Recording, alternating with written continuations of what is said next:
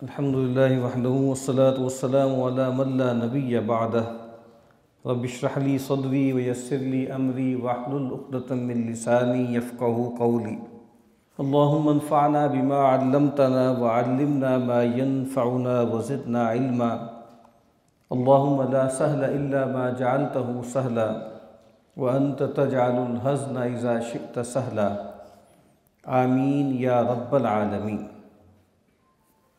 یہ جو مہم چلی ہوئی ہے سود کے خلاف یا اس کی مذمت میں یا اس کے حوالے سے اویئرنیس پیدا کرنے کے سلسلے میں، تو اس حوالے سے جو احادیث ہیں ان کے بارے میں کچھ باتیں عرض کروں۔ سب سے معروف حدیث سب سے پہلے میرے سامنے ہے، یہ حدیث کی کئی کتابوں میں نقل ہوئی ہے۔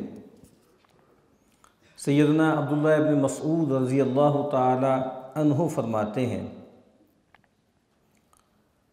آکل الربا و موکلہ، ربا یعنی سود کو کھانے والا، و موکلہ اور اس کو کھلانے والا، و شاہداہ اور اس پر جو دو گواہ ہوتے ہیں، و کاتباہ اذا علموا بہ اور اس کو لکھنے والے، اس کا وثیقہ لکھنے والے اگر انہیں اس کا علم ہو کہ بھائی وہ جو لکھ رہے ہیں اس کی جو ریپرکشنز ہیں اور اس کی جو امپلیکیشن ہے اس سے سودی معاملہ ہونے جا رہا ہے۔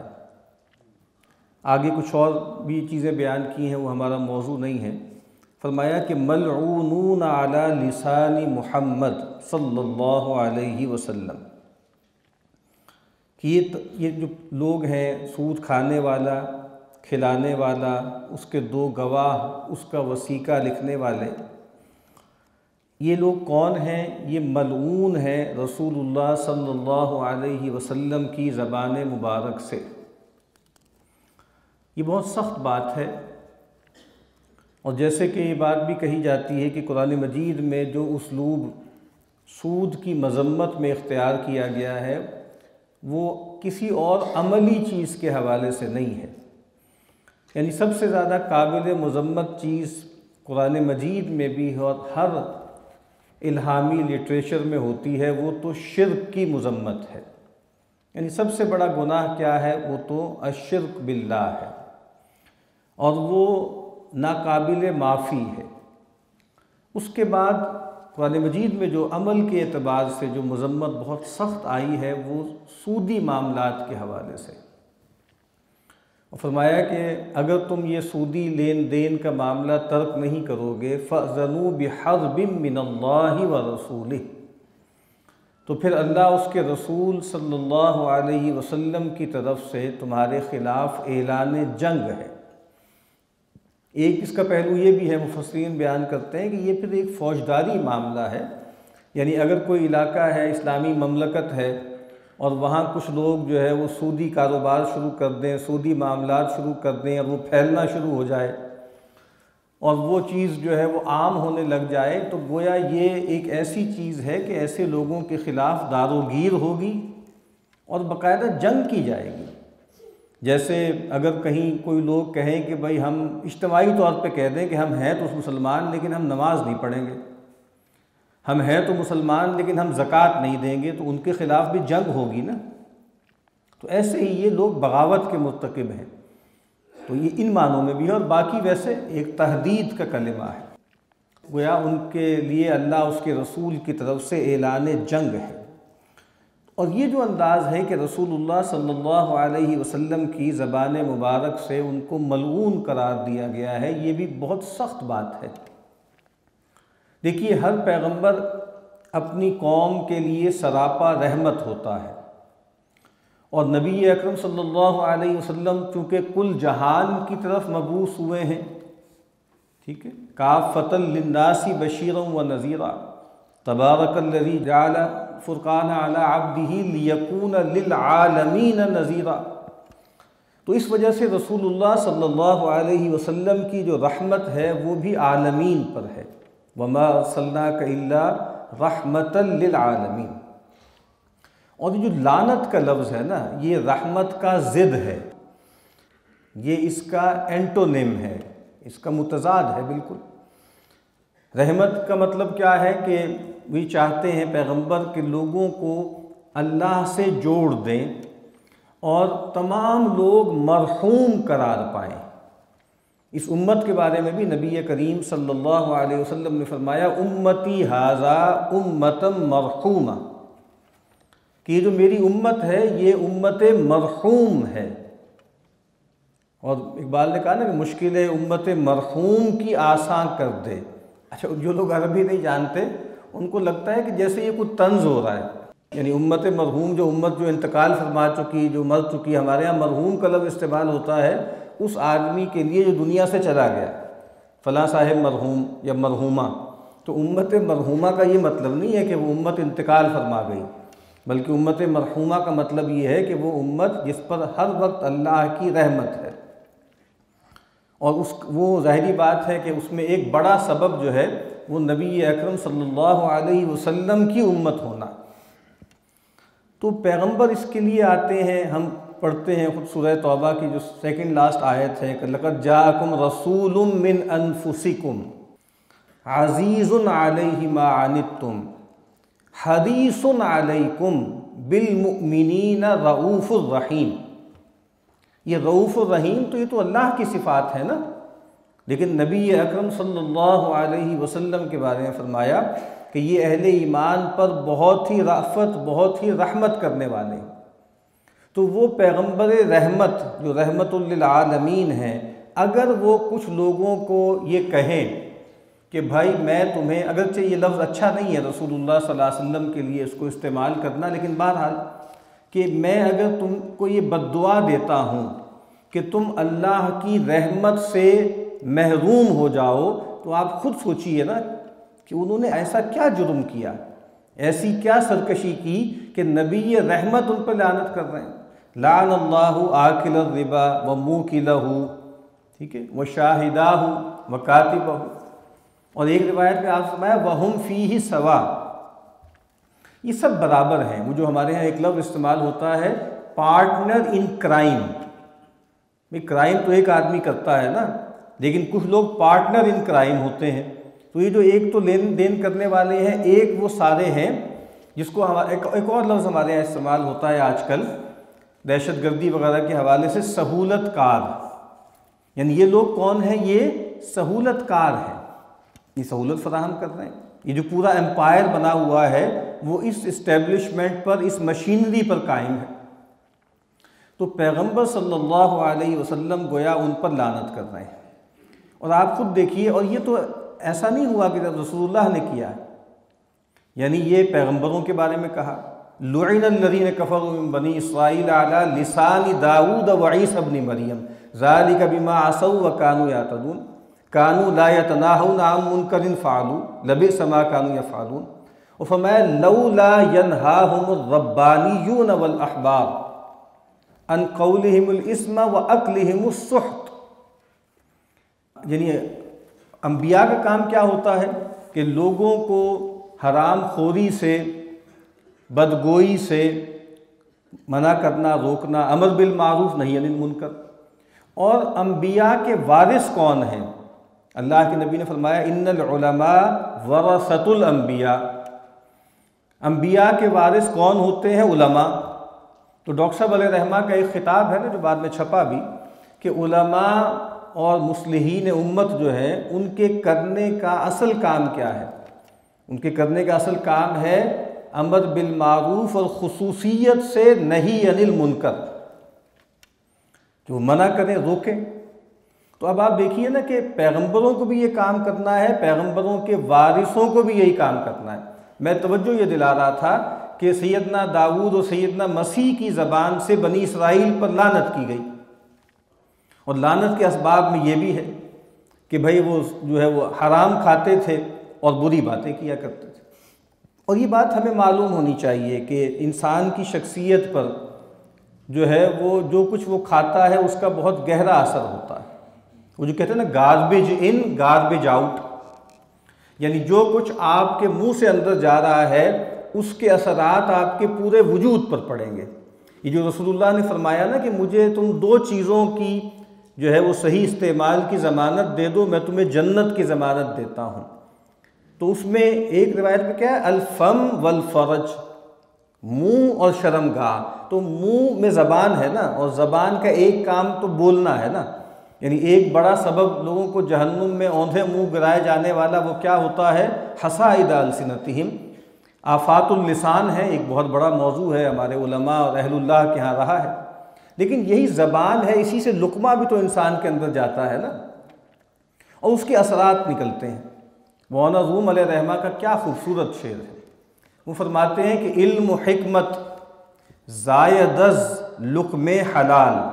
علامہ اقبال نے بال جبریل میں ایک مکالمہ نقل کیا ہے پیر و مرید کے نام سے، تو مرید ہندی اقبال ہے، پیر رومی ہے۔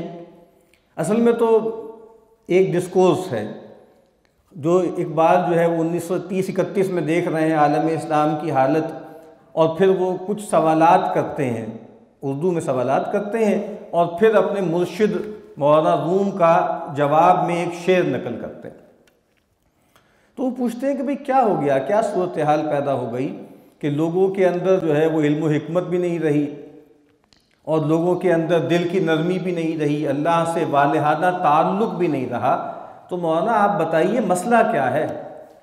تو اقبال نے جو شعر نقل کیا ہے بال جبریل میں، اس میں نان کا لفظ ہے، جبکہ جو اصل لفظ ہے وہ شاید لقمہ ہے، کہ علم و حکمت زائد از نان حلال، عشق و رقت آید از نان حلال۔ علم و حکمت کس چیز کی زائدہ ہے، علم و حکمت کہاں سے پیدا ہوتی ہے؟ کہا وہ نان حلال، جو اصل شعر ہے لقم حلال، ایک ہی بات ہے، لقمہ حلال سے علم و حکمت پیدا ہوتی ہے۔ اور عشق و رقت، اللہ سے محبت، ایک تعلق اور دل کی نرمی، یہ کیسے پیدا ہوتی ہے؟ یہ بھی نان حلال یا لقمہ حلال سے پیدا ہوتی ہے۔ تو اس کے اثرات ہوتے ہیں انسان کی شخصیت پر۔ اور جیسا کہ ڈاکٹر صاحب علیہ رحمہ نے اس بات کو بہت خوبی سے بیان کیا اور بہت زور سے بیان کیا کہ دیکھیے جس دور میں ہم رہتے ہیں، اس کے رگ و پے میں، اس کے ریشے ریشے میں سود سرایت کیے ہوئے۔ آج سے 100 سال پہلے کا جو انسان تھا نا، اس کے لیے سود کھانا نہ کھانا، رشوت دینا نہ دینا، یہ آپشنل تھا، وہ سسٹم کا، سٹرکچر کا حصہ نہیں تھا، ٹھیک ہے نا۔ تو یہ جیسے کوئی بازار ہے، کچھ ہے، لوگوں کو معلوم ہے کہ یار یہ 2 نمبر کام کرنے والے لوگ ہیں، یہ سودی لین دین کرنے والے لوگ ہیں، یہ کرپٹ لوگ ہیں، ٹھیک ہے، یہ میلافائڈ ہے ان کے معاملات، لیکن باقی بازار چل رہا ہے۔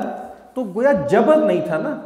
ہم جس دور میں رہ رہے ہیں یہ دور سرمایہ داری ہے، جس کے بارے میں اقبال نے کہا تو تھا کہ گیا دور سرمایہ داری گیا، تماشا دکھا کر مداری گیا۔ بہرحال آج تک تو نہیں جا سکا، قائم دائم ہے، اور وہ لوگ جو اس سے لڑ رہے تھے وہ بھی ہاتھ اٹھا چکے۔ یعنی آپ دیکھیے دنیا میں اس وقت جو سب سے طاقتور قوت پیدا ہونے جا رہی ہے وہ چائنا ہے۔ تو چائنا نے بھی جو بالکل خالص قسم کا جو کمیونزم تھا وہ چھوڑ چکے ہیں نا، مکسڈ اکانومی ہے، اور گویا اس کی کامیابی کا راز بھی کیا ہے کہ وہ کیپٹلزم کی طرف جا رہا ہے، جس کی وجہ سے وہ کامیاب ہے۔ جو سعودی عرب میں جو تبدیلیاں آ رہی ہیں کچھ سالوں سے، وہ کیا ہے؟ وہ یہی تبدیلی ہے نا، اس کو نیو لبرلزم بھی کہتے ہیں، کہ بھئی پوری طرح کیپٹلزم کو اختیار کر لو، نیمے دروں نیمے بروں اس کی ضرورت نہیں ہے۔ اب آرڈر آف دا ڈے کیا ہے؟ وہ سرمایہ داری ہے، اس کو اختیار کر لو۔ اور سرمایہ داری کا تھمب کیا ہے؟ سرمایہ داری کا تھمب ہے سود اور ٹیکسیشن، یہ 2 چیزیں، اور اس کے ذریعے وہ دنیا کو قابو کرتے ہیں۔ ڈاکٹر صاحب علیہ رحمہ بھی اقبال کے اشعار بہت پڑھا کرتے تھے کہ از ربا جاں تیرا دل چوں خشت و سنگ۔ اثرات کیا ہوتے ہیں سود کے؟ کہا کہ ربا سے یعنی سود سے جان تاریک ہو جاتی ہے، اندر انسان کا اندھیر ہو جاتا ہے، اور دل پتھر کی طرح ہو جاتا ہے۔ وہ جو رقت کہا تھا نا مولانا روم نے، رقت کہاں سے ہونی ہے؟ دل سخت ہو گئے ہیں، دل پتھر ہو گئے ہیں حرام خوری کی وجہ سے۔ آدمی درندہ بے دندان و چنگ، اور انسان جو ہے وہ درندہ بن جاتا ہے۔ درندوں کے تو جو ہے وہ کارنیورس جو ہوتے ہیں نا، وہ کچھلیاں ہوتی ہیں، دانت ہوتے ہیں، اور ان کے پنجے ہوتے ہیں۔ تو کہا کہ آدمی بالکل درندہ بن جاتا ہے، لیکن ویسے بظاہر لگتا ہے کہ اس کے وہ دانت بھی نہیں ہیں، اس کے وہ پنجے بھی نہیں، درندہ بن جاتا ہے، اور ہو رہا ہے، نظر بھی آ رہا ہے۔ اقبال نے ایک اور جگہ کہا تھا نا کہ ایک زمانے میں جو کاہری ہوتی تھی وہ کاہری ہوتی تھی، اس دور میں کاہری سوداگری است۔ کیا شعر ہے! اس دور میں کاہری ہیجمنی، غلبہ، استعمار جو ہے نا وہ سوداگری ہے، وہ فائنینشل ہیجمنی ہے، اور وہ نظر بھی آ رہی ہے، سب کو نظر آ رہی ہے۔ اور ایک اور جگہ کہا کہ اس دور کی حکمت کیا ہے؟ آدم دریست۔ آدم دری ہے، یہ گویا کینیبلز ہیں، یہ انسانوں کو یہ نیا کینیبلزم ہے، یہ انسانوں کو کھا رہے ہیں، یہ آدم خور لوگ ہیں۔ یعنی اس ملک میں بھی صورتحال کیا ہے؟ ایک صاحب بتا رہے تھے، وہ بینک کا نام بھی لے رہے تھے، اس کو لینے کی ضرورت نہیں ہے، اس صاحب کے جو CEO ہیں ان کی ساری پرکس وغیرہ ڈال کے ساری تنخواہ کتنی بنتی ہے؟ تقریباً 8 کروڑ روپے، اور وہیں پر کوئی پیون ہوگا نا، اس کی تنخواہ 25,000 روپے ہوگی۔ یہ فرق ہو سکتا ہے انسانوں میں؟ یعنی ایسا وہ کیا کر رہا ہے وہ آدمی جو 5 کروڑ روپے ماہانہ لے رہا ہے یا 6 کروڑ روپے ماہانہ لے رہا ہے؟ یہ ان ہیومن نہیں ہے؟ یعنی اس کے بارے میں یہ سوال اٹھانا نا کہ یہ شرعی ہے یا غیر شرعی ہے، یہ فضول سوال ہے۔ اصل بات یہ ہے کہ کیپٹلزم ان ہیومن ہے، اور وہ جو دنیا بھر میں اس وقت جو ایک نظام ہے نا، اس کے بارے میں کہا جاتا ہے وہ ڈی ہیومنائزنگ ہے۔ ڈی ہیومنائزنگ یعنی انسان کو انسانیت کے مرتبے سے گرانے کا نظام ہے۔ اور کیا کہا اقبال نے؟ رزق خود را از زمین بردن رواست۔ زمین سے اپنا رزق خود لینا یہ روا ہے، یہ جائز ہے، مباح ہے۔ ای متاع بندہ ملک خداست۔ یہ سب ملک خدا ہے، اللہ کی ملک ہے، بندے کے لیے یہ برتنے کا سامان ہے، ٹھیک ہے؟ وہ فائدہ اٹھا لے، لیکن کبھی اس خبط میں مبتلا نہ ہو کہ میں مالک ہوں، میں مختار ہوں۔ بندے مومن امین حق مالک است۔ بندے مومن امین ہے، مالک تو حق ہے۔ یعنی یہ جو تصور ہے کیپٹلزم کا کہ ان لمیٹڈ پراپرٹی اور پرسنل پراپرٹی، اور اس میں جو ہے انڈیویجول پراپرٹی، اور اس میں کوئی قدخن نہیں ہوگی، جتنی مرضی ہو جائے۔ تو بندے مومن امی حق مالک است، غیر حق ہر شے کے بینی حالک است۔ کیا شعر ہے! غیر حق ہر شے کے بینی حالک است۔ حق کے سوا تم جو کچھ دیکھتے ہو نا، یہ سب ہلاک ہونے والا ہے۔ یہ اس تلمیح ہے قرآن مجید کی اس آیت میں کہ کل شیء ہالک الا وجہہ، جو کچھ تمہیں دکھ رہا ہے نا یہ سب ہلاک ہو جائے گا سوائے اس کے چہرے کے۔ اور پھر ایک اور قطعہ ڈاکٹر صاحب بہت پڑھتے تھے، وہ بھی کیا زبردست قطعہ ہے۔ این بنوک این فکر چالاک یہود۔ یہ جو بینک ہے نا، یہ وہ جو یہودی چالاک یہودی ہے اس کی فکر کا شاخسانہ ہے۔ اب آگے سنیے، نور حق از سینہ آدم ربود۔ اس بینکوں نے، اس سودی نظام نے آدم کے سینے سے نور حق کو نکال دیا۔ وہ جو ڈیوائن سپارک تھا نا ہمارے اندر، نقطۂ نوری کے نام وہ خودیست، یہ وہ جو نقطۂ نوری تھا جس کا نام خودی ہے۔ اور پھر آگے کیا کہتے ہیں اقبال کہ تا تہو بالا نہ کردد ان نظام۔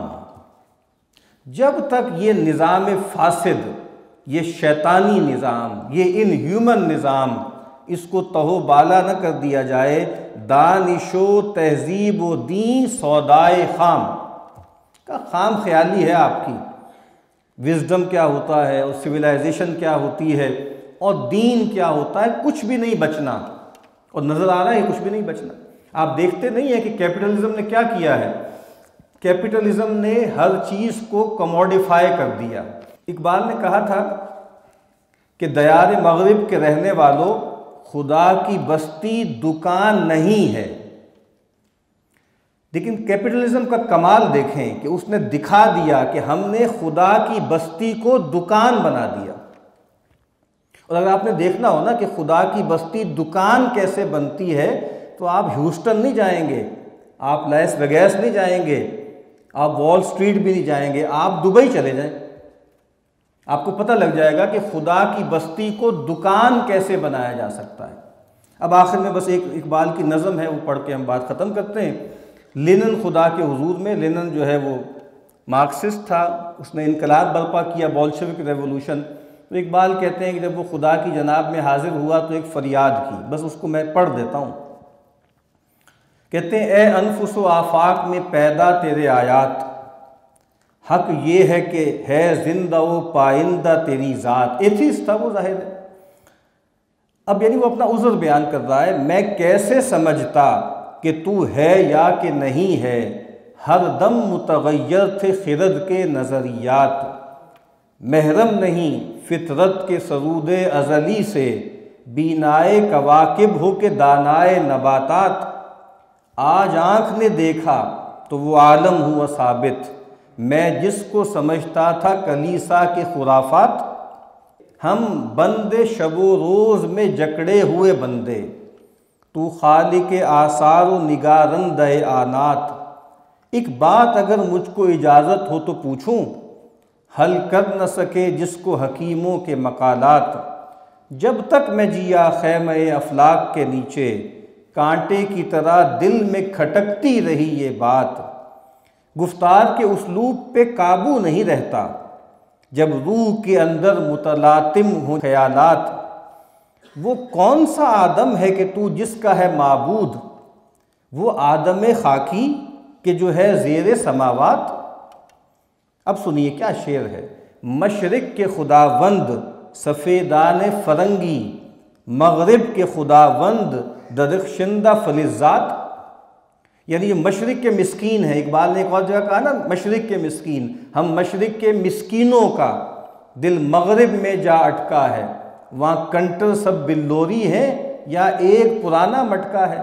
تو کہا کہ مشرق کے خداوند کون ہیں، وہ مغربی لوگ ہیں، سفید چمڑی والی لوگ ہیں۔ اور سفید چمڑی والے لوگوں کا خدا کون ہے، کہا کہ وہ دھاتے ہیں، سونا چاندی ہے، یعنی وہ سونے چاندی کے پجاری انگریز ویسٹ، اور ہم ان کے پجاری، تو ہم تو اور ہی گھٹیا نکلے نا، یعنی وہ تو براہ راست سونے چاندی کو پوج رہے ہیں، ہم سونے چاندی کے پجاریوں کو پوج رہے ہیں۔ یورپ میں بہت روشنی علم و ہنر ہے، حق یہ ہے کہ بے چشمہ حیواں ہے یہ ظلمات، رانائی تعمیر میں، رونق میں، صفا میں، گرجوں سے کہیں بڑھ کے ہیں بینکوں کی عمارات۔